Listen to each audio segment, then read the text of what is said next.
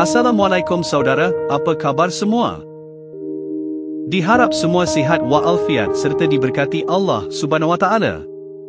Di sini saya ingin berkongsi sedikit mengenai kepalsuan sejarah Ganyang Malaysia. Okay guys. Tujuan konten ini hanyalah bertujuan untuk pembelajaran sahaja. Tidak bertujuan menimbulkan persengketaan antara Malaysia dan Indonesia.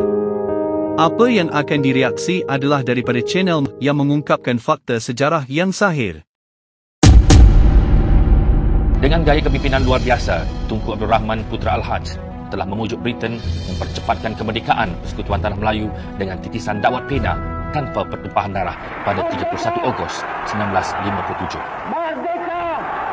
Walaupun baru saja mencapai kemerdekaan selama 3 tahun, Tunku Abdul Rahman Putra Al-Haj menyambung irama sejarah diplomasi antarabangsa dengan mengumumkan suatu gagasan baharu di antara Persekutuan Tanah Melayu dengan British Borneo, iaitu Sabah, Brunei dan Sarawak pada 27 Mei 1961. Gagasan ini semulanya dikenali sebagai Melayu Raya dan kemudiannya menjadi Malaysia. Ketika itu, konflik ideologi di antara demokrasi dan komunisme sedang memuncak di seluruh dunia. Golongan komunis di bawah kepimpinan Rusia dan China telah menawan Vietnam. Mereka juga sedang mempengaruhi Indonesia dan segolongan penduduk Persekutuan Tanah Melayu, Filipina, Singapura dan Sarawak.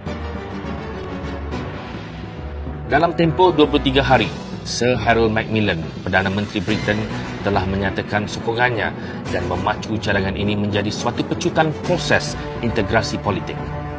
Pada 26 Jun 1961, tanah jajahan British Borneo, iaitu Sarawak, Brunei dan Sabah, telah bermesyuarat di Singapura.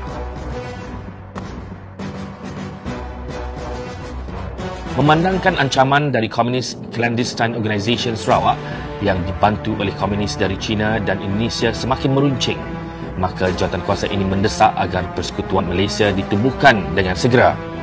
Justru itu, pada 4 Januari 1962, Dewan Undangan Negeri Sarawak telah meluluskan kertas putih Malaysia dan Sarawak.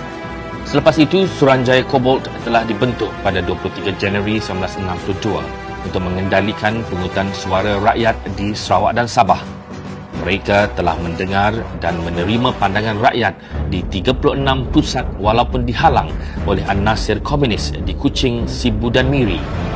Pada bulan Julai telah diterbitkan laporan Cobalt di mana rakyat Sarawak dan Sabah menyokong penubuhan Persekutuan Malaysia.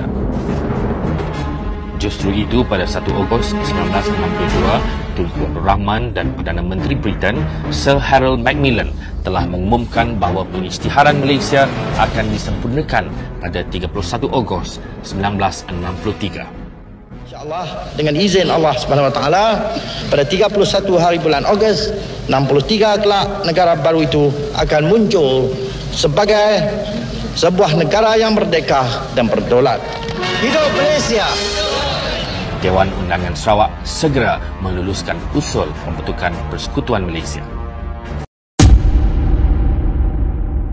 Filipina membantah dengan membuat tuntutan ke atas Sabah pada 24 April 1962 dan Parti Komunis Indonesia menuduh Malaysia sebagai perbuatan neokolonialisme.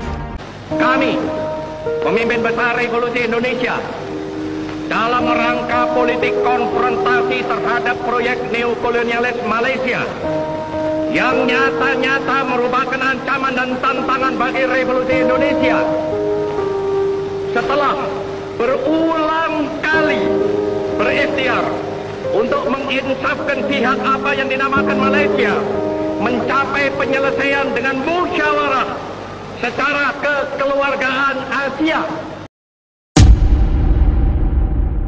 PKI berhasil menggunakan politik ngejilat Bung Karno habis-habisan, saudara.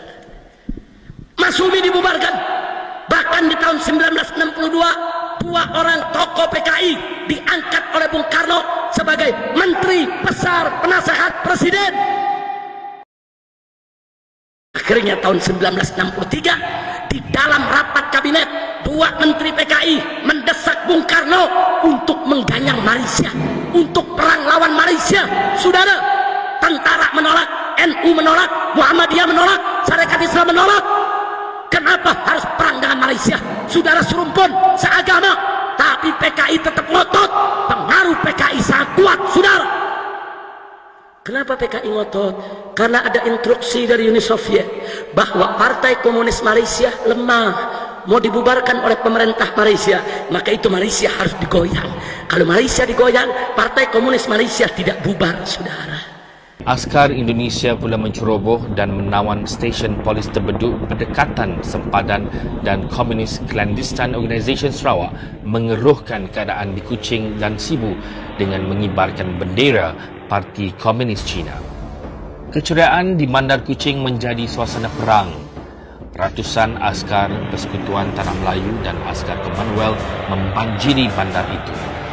Raungan bunyi jet dan helikopter tentera di ruang udara dan kenderaan tentera mensesakkan jalan raya. Jepun telah mengambil inisiatif membawa Perdana Menteri Persekutuan Tanah Melayu Tunku Abdul Rahman, Presiden Filipin Diosdado Macapagal dan Presiden Indonesia Sukarno ke Tokyo pada 31 Mei 1963 untuk perundingan damai.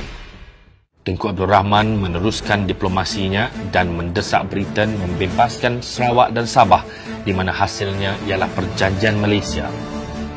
Bagaimanapun, Indonesia dan Filipina mengulangi bantahan mereka di saat akhir kemerdekaan pada 27 Julai 1963, 33 hari sebelum kelahiran Persekutuan Malaysia pada 31 Ogos. Dengan berani, Tunku Abdul Rahman berunding dengan Sukarno dan Macapagal di Manila untuk mengelakkan peperangan. Setelah 3 hari, mereka bersetuju membentuk Konfederasi Mafilindo dan meminta Pertubuhan Bangsa-Bangsa Bersatu meninjau pendapat rakyat Sarawak dan Sabah sekali lagi. Oleh kerana itu, pengisytiharan Persekutuan Malaysia telah ditangguhkan kepada 16 September 1963. Pada 13 September, United Nations Malaysia Mission mendapati rakyat Sarawak dan Sabah mahukan Persekutuan Malaysia. 16 September 1963, hari penuh gembara akhirnya tiba dan tiada siapa yang dapat menghalang janji sejarah. Setelah itu, oleh Wakil Kerajaan Pusat, Menteri Pertanian dan Kerjasama Tuan Haji Muhammad K. Johari memasyhurkan kemerdekaan Sarawak dari apa-apa bentuk penjajahan. Merdeka bersekutu di dalam negara Malaysia. Maka bermulalah sejarah baru negeri Sarawak untuk mengisi kemerdekaan demi kemajuan dan kesejahteraan rakyat. Okey guys, sebagai kesimpulan perbahasan ini adalah setiap sesuatu perkara yang dirancang mempunyai pilihan dan hak pendirian seseorang secara terbuka tanpa dihalangi mana-mana pihak. Setiap keputusan dalam sesuatu perkara adalah bersebab dan punya alasan tersendiri. Seseorang bebas membuat keputusan sama ada setuju atau tidak sekiranya keputusan itu tidak mudaratkan pihak lain. Sekian sahaja reaksi pada kali ini, kita berjumpa di kemudian kali. Saya mohon ampun jika tersalah bahasa atau tutur kata. Sesungguhnya yang sempurna itu milik Allah Subhanahu Wa Taala dan yang khilaf datang dari saya insan yang lemah. Semoga kita berjumpa lagi. Saya Boy Smith bukan yang sebenar undur diri. Salam hormat dan wassalamualaikum warahmatullahi wabarakatuh.